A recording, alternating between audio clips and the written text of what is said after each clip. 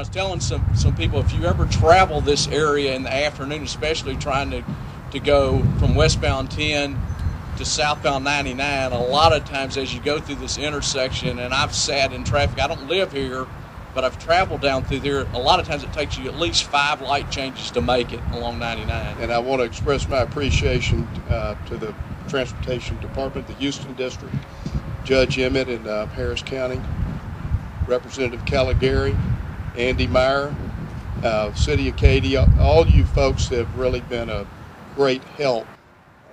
You know, this project is particularly important to me.